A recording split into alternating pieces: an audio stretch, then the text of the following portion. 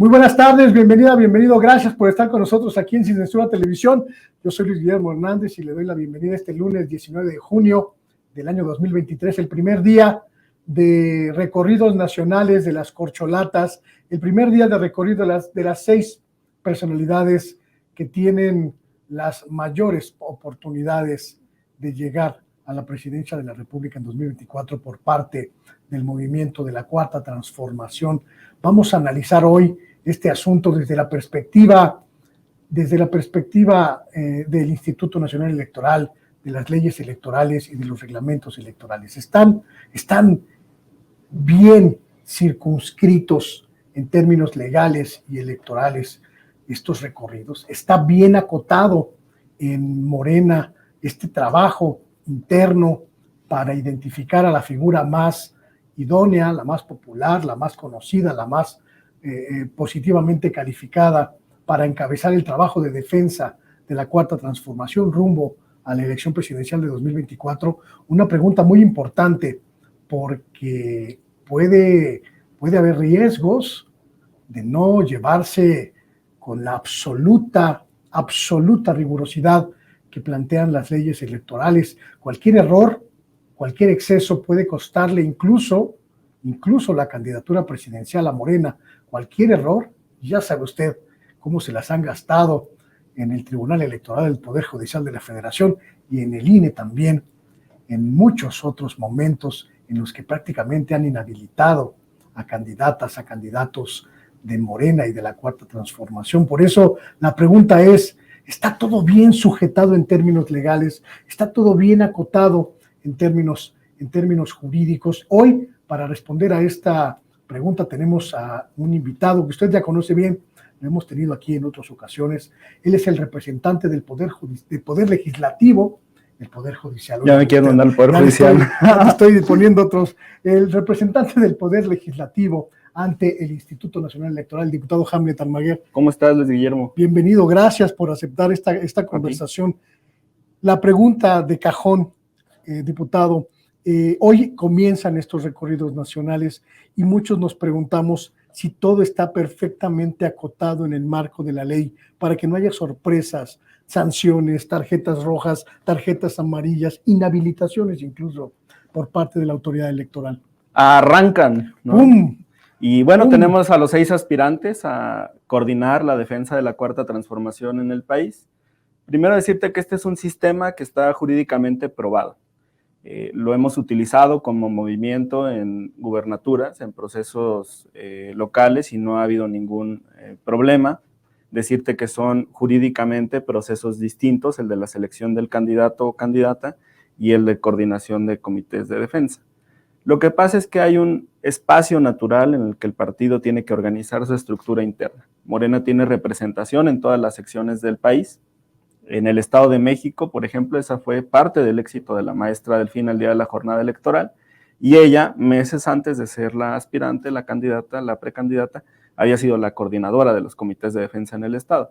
Este es un esquema incluso que se han pirateado algunos partidos de oposición. El PRI también nombró a Alejandra del Moral, la candidata perdedora, 2 veces perdedora en el Estado de México. Primero perdió el Senado frente a la maestra Delfina en 2018. Y ahora pierde la gubernatura. La nombró en algún momento como coordinadora de defensa también de sus bases militantes. Entonces, este es un proceso interno. Y confluyen en este proceso interno 4 reglas. La jurisprudencia del Tribunal Electoral, la legislación que está vigente en nuestro país, las determinaciones del Instituto Nacional Electoral, como estas medidas cautelares, y también las reglas internas del partido. Con estos 4 aspectos es como se tendrá que conformar el actuar de quienes participan en este ejercicio, pero no solamente de esas 6 figuras, sino también de sus equipos, de las personas que los acompañan, de las personas que los apoyan, de las personas que consideran que tienen las credenciales, la trayectoria, la capacidad para coordinar estos esfuerzos y, por supuesto, a nivel institucional también del partido. Entonces, en este momento tenemos un rompecabezas un poco complejo con todas estas reglas que están jugando. De lo que sí te quisiera comentar en primer orden es que me siento muy orgulloso que atinamos en el diagnóstico que hicimos aquí contigo hace algunos días, cuando dijimos no hay actos anticipados de campaña si no existe un llamado inequívoco y expreso al voto. Y ese es un tema que se ha determinado en jurisprudencia, que está en la legislación, que está ahora también en los criterios del Instituto Nacional Electoral y que es el primer punto que conforma estas medidas que acaban de dictar. Es también una prueba para los aspirantes, para que en este entorno en el que por supuesto existe muchísima emoción, en el que están rodeados de las personas que simpatizan con ellos, en el que no pueden quizá desprenderse de su parte más política y de futurismo, es una prueba de fuego que vayan a lograr contenerse en el discurso y que no llamen expresamente al voto. Mientras no lo hagan, yo siento que vamos a estar bien. Es decir, aquí hay una serie de acotaciones muy importantes, pero la más significativa de todas es que ninguna de las corcholatas en momento alguno haga un expreso llamado a el voto. Correcto, pero además la jurisprudencia del tribunal te dice que pueden cometer actos anticipados de campaña no solamente quienes aspiran, sino quienes los apoyan. Quienes los apoyen. Si en este momento yo digo, me parece que hay que salir a votar por fulano de tal o por fulano de tal, eso ya implica un llamado inequívoco y expreso al voto y es un acto anticipado de campaña. Esto pone el escenario en una circunstancia sumamente compleja, porque podemos estar ante el riesgo de que se interpreten expresiones verbales, expresiones físicas, pancartas, espectaculares, como actos anticipados de campaña. ¿Hay alguna acotación específica en ese sentido? Sí, hay que cuidar mucho el arte, por ejemplo, para vestir los eventos.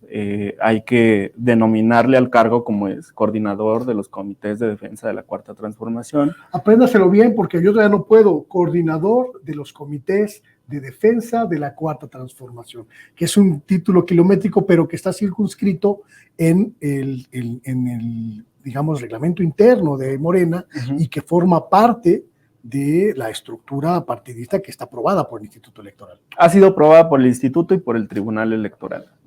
Por ahí en un artículo de esta semana, el exconsejero Ciro Murayama y también Lorenzo, yo creo que se pusieron de acuerdo como siempre y salieron con un artículo en Reforma y en Universal diciendo que se estaba violentando la ley. Mientras no se cruce esa línea, no se está violentando la ley.